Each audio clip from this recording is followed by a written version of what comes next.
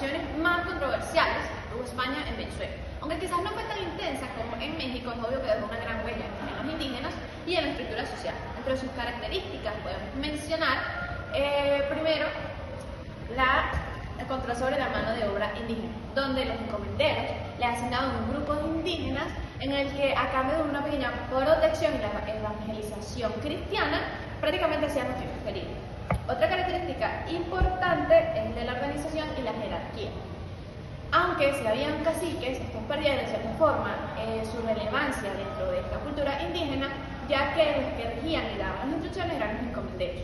Otra característica importante fue la falta de regulación efectiva.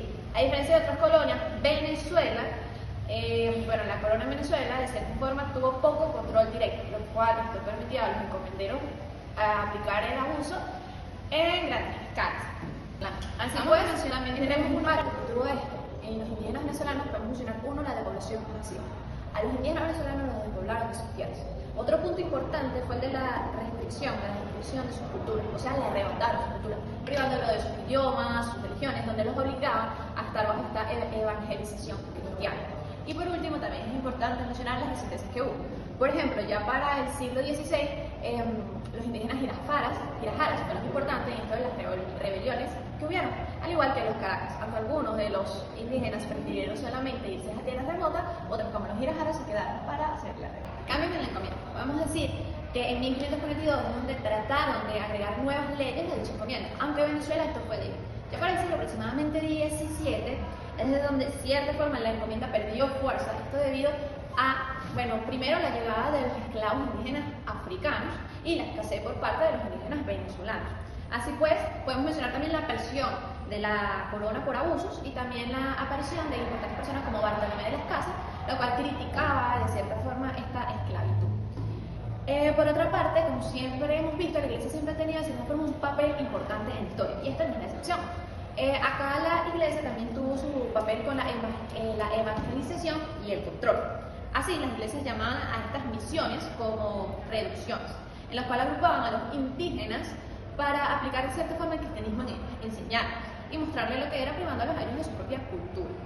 Y bueno, entre otras cosas, podemos mencionar que Federico Brito nos dice, ¿no?, que aunque algunos autores, o en ese caso sacerdotes, defendieron los derechos de ellos como indígenas, otros, de cierta forma, simplemente los salvaban o decían que estaban de acuerdo, diciendo que esta era una salvación necesaria para ellos.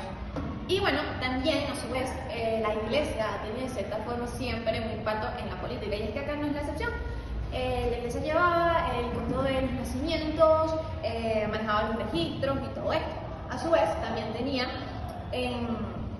cierta participación en la difusión de los líderes y cómo estos actuaban. Y bueno, como se mencionaba anteriormente, en lo cultural estos impusieron su religión cristiana. Ahora vamos a hablar del ámbito económico. En el siglo XV era una economía de encomienda y subsistencia, basada en tributos indígenas, perlas, cual es muy importante, oro y maderos, y un comercio local muy limitado. En el siglo XVII, tras el declive minero, se expanden cultivos de cacao y tabaco con destino al Caribe, y así las cacoteras experimentan un gran auge en la segunda década de este siglo XVII. Para el siglo XVIII, el cacao se consolida como principal renglón de exportación y se diversifica la economía con ganadería y cultivos menores en los llanos. Ahora, vamos a hablar de otro punto, y quiero mencionar diciendo que la población indígena de Venezuela sufrió una drástica reducción en el siglo XV, para luego mezclarse con europeos y africanos en los siglos siguientes. Ahora vamos a dar esto desglosando los siglos. Tenemos que para el siglo XVI, la población casi exclusivamente indígena hace una fuertemente diezmada por epidemias y trabajos forzados en encomiendas.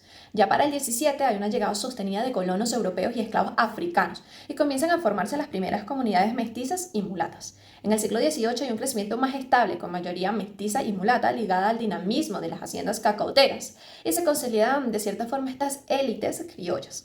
Pero ¿cuáles han sido estos impactos que han tenido? Bueno, la esclavitud africana se instauró como columna vertebral de la economía cacaotera, disculpen, marcando desde el siglo XVII la fisonomía social de Venezuela. Y que, como sabemos, los esclavos africanos de cierta forma pasaron a un lado a los esclavos venezolanos. Y es que la economía, por así decirlo, la mano de obra esclava fue esencial para el cultivo y la exportación de cacao y tabaco, sustentando el modelo colonial de exportación.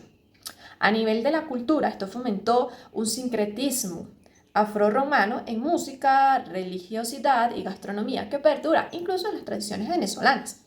Y bueno, para último punto a tocar, pero no menos importante, es la demografía, que provocó un notable aumento de la población afrodescendiente y estableció jerarquías raciales que marcaban el acceso a la tierra y el poder.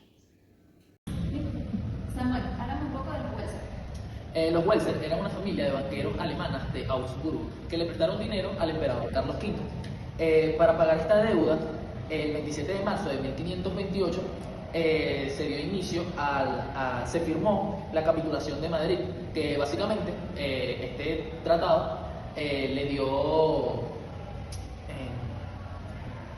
control a los Welser sobre Venezuela y tenían como obligaciones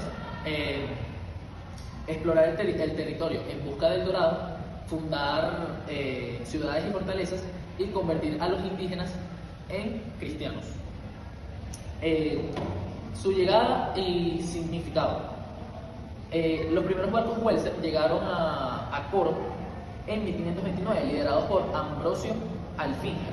Esta fecha marcó el inicio de una administración extranjera en territorio español, que en esos tiempos era inusual. Entre sus logros tienen que exploraron el lago de Maracaibo, otorgándole el nombre de la pequeña Venecia, que este nombre dio origen al nombre de nuestro país, Venezuela, y también exploraron territorios andinos.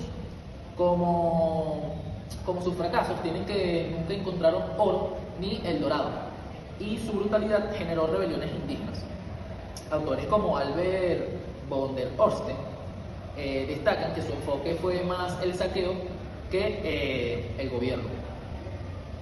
Pero ¿cuál fue el impacto de los Welser en Venezuela? Su impacto en la economía es que introdujeron técnicas mineras, pero su fracaso dejó una economía débil. Su impacto en la sociedad, su violencia contra los indígenas, como masacres para obtener información de dónde estaba el oro, y conflictos con colonos españoles crearon caos. La corona revocó su contrato en 1546. Ahora hablaremos del papel de las municipalidades en el movimiento separatista. Especialmente hablaremos de las municipalidades de Valencia y Caracas, que estas dos fueron claves para el movimiento separatista cuando estalló el conflicto en 1826, ya que estas estaban descontentas con el gobierno central de Bogotá y apoyaban a José Antonio Páez, quien había sido destituido por el gobierno de la Gran Colombia. Y también estas municipalidades organizaban reuniones públicas para exigir su autonomía. En el liderazgo de José Antonio Páez y su relación con los municipios, podemos decir que Páez se consolidó como líder del movimiento separatista gracias a dos razones. Gracias a que tenía el respaldo de las municipalidades y era muy popular entre los llaneros. Como apoyo local podemos mencionar a los cabildos, como Valencia, que lo defendieron cuando Bogotá lo acusó de insubordinación en 1826, presentándolo como un héroe regional contra el centralismo. Y también su alianza con las élites, que básicamente eran las municipalidades controladas por terratenientes y comerciantes. Estas municipalidades vieron en Páez un aliado para proteger sus intereses. En oposición a la Gran Colombia y su contribución al separatismo, tenemos que la creación de la Gran Colombia en 1821 generó rechazo en Venezuela por las siguientes razones: un centralismo excesivo, como las leyes de Bogotá, que eran los impuestos y el reclutamiento militar, que los venezolanos veían como un saqueo de las provincias, y también las diferencias económicas, ya que Venezuela quería manejar su comercio, que en ese tiempo era el cacao y el café, sin depender de las decisiones de Bogotá. Y por último tenemos las desigualdades políticas, ya que muchos venezolanos sentían que Bogotá los marginaba. Conflictos posteriores a 1828 y la ruptura de la Gran Colombia en 1830. Tras el intento de Bolívar de reconciliar a las regiones entre 1827 y 1828, los conflictos que resurgieron, por alguna de las siguientes razones, como las revueltas sociales, ya que el descontento de pardos, indígenas y campesinos fue usado por los separatistas para deslegitimar a Bogotá. Y también tenemos los intereses económicos, ya que Venezuela ya no quería financiar, las guerras en otros territorios como Perú o Ecuador. Y seguimos con el impacto de las reformas borbónicas en la estructura política y administrativa de Venezuela. Las reformas borbónicas, que iniciaron en el siglo XVIII, centralizaron el poder en las colonias, reemplazando a los antiguos oficiales reales por intendencias creadas en 1776. En Venezuela esto significó un mayor control fiscal y unificación territorial. La unificación territorial, gracias a la Capitanía General de Venezuela, creada en 1777, integró provincias dispersas como Caracas, Maracaibo, y etcétera, fortaleciendo la autoridad real. Y el mayor control fiscal, ya que se redujo la autonomía local porque la Intendencia de Ejército y Real Hacienda supervisaba rentas y gastos. Entre los cambios económicos principales están los monopolios estatales, ya que se estableció un control estatal sobre el tabaco y los naipes. También están los impuestos que los impuestos se volvieron más eficientes, ya que se incrementó la recaudación con nuevos gravámenes, por ejemplo las alcabalas y los derechos de aduana. Y también un comercio muy restringido, ya que solo se permitía el comercio con España a través de puertos autorizados como La Guaira, afectando a productores locales. Hubo una gran influencia en el aparato fiscal y administrativo, como la centralización, ya que las intendencias eliminaron la corrupción local pero aumentaron la burocracia, tribunales de cuentas que se crearon para auditar las finanzas aunque persistieron irregularidades, y una mayor presión fiscal, ya que la corona buscó maximizar ingresos para financiar guerras en Europa, lo que generó resentimiento. Hubo un gran aumento de impuestos y esto tuvo un gran impacto en la población, ya que entre ese aumento de impuestos está la alcabala, que el impuesto era del 4 al 5% sobre venta de bienes, un tributo de indígena que era de 3 a 6 pesos anuales por persona, y unos derechos de aduana como el almojarifazgo, que es un 5% sobre importaciones, y esto conllevó a empobrecimiento de agricultores y comerciantes, y también muchas protestas por la carga fiscal, por ejemplo las revueltas contra el control estatal del tabaco. Entre las revueltas en Venezuela estuvieron la rebelión de Juan Francisco de León en 1749, movimientos locales y una influencia en la independencia. Y esto también, y ahí se ve mucho la conexión con el independentismo, ya que estas revueltas mostraron el descontento con el abuso fiscal y administrativo, alimentando ideas de autonomía. Y por último tenemos los efectos positivos y negativos de las reformas borbónicas, y como efectos positivos tenemos una mayor eficiencia fiscal, ya que hubo una mejor recaudación, hubo una unificación territorial con la iniciación de la Capitanía General, una modernización del comercio, aunque muy restrictivo, y una creación de infraestructura administrativa. Y como efectos negativos está el aumento de la presión tributaria sobre la población, pérdida de autonomía local y corrupción persistente, monopolios que perjudicaron a productores locales y un descontento social que impulsó al independentismo. Ahora vamos a hablar de la importancia de la hacienda. Podemos mencionar el control y la administración colonial, como a su vez la transparencia y la rendición de cuentas. Aunque estas de cierta forma eran imperfectas, estas cuentas permitían a la corona supervisar a los funcionarios coloniales y evitar desvíos de fondos, así proporcionando una información valiosa sobre la economía colonial. Ahora vamos a hablar de un tema que me parece sumamente interesante, que son las principales fuentes de ingresos y gastos de la Real Hacienda en el siglo XVI.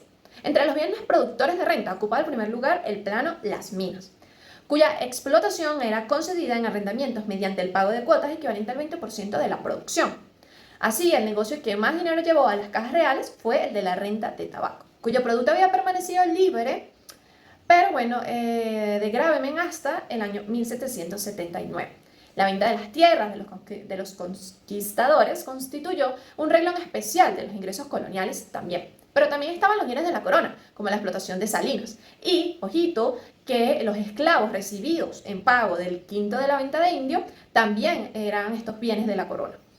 Ahora, lo contrario a los ingresos son los gastos, y entre los principales vamos a tener la administración colonial, como eran los sueldos de funcionarios como el contador, el tesorero y el factor, la defensa y la seguridad, y la infraestructura y las obras públicas. También contaban como parte de los gastos de estos. Y por último de estos gastos vamos a mencionar el envío de los recursos de España. O sea, parte de los ingresos se remetían a la metrópoli y de cierta forma estos efectos hacían que no se expandiera más en la economía y produciendo más gastos. Ahora, las políticas económicas de la corona y los impactos que tuvieron. Vamos a hablar por primero la prioridad, porque en ese tiempo la prioridad era maximizar los ingresos para España, lo que limitó el desarrollo económico local. Así, por ejemplo, en los monopolios, como el tabaco y los altos impuestos descendieron la producción local. Otro punto a tocar va a ser que esta administración fiscal era compleja y propensa a abusos. Con abusos también me quiero referir a corrupción. Y aunque la creación de la intendencia, en 1776 buscó mejorar el control, pero bueno, persistieron estos problemas de corrupción. Y vamos a mencionar también las restricciones comerciales. El comercio estaba monopolizado por la Casa de Contratación de Sevilla. Y bueno, limitando de cierta forma así el crecimiento económico.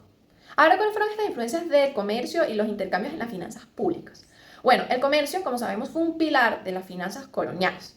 Y con esto vamos a tener el impuesto al comercio exterior, como los derechos, en el caso de las alcabalas, que generaban ingresos sustanciales. El contrabando también es importante de mencionar en este caso, reduciendo los ingresos legítimos de la corona y la dependencia de las importaciones. Ahora aquí hay algo interesante para nosotros los economistas, que la balanza comercial era desfavorable, con altas importaciones de productos europeos y exportaciones limitadas. Ahora, de cierta forma, lo que afectaba la estabilidad fiscal.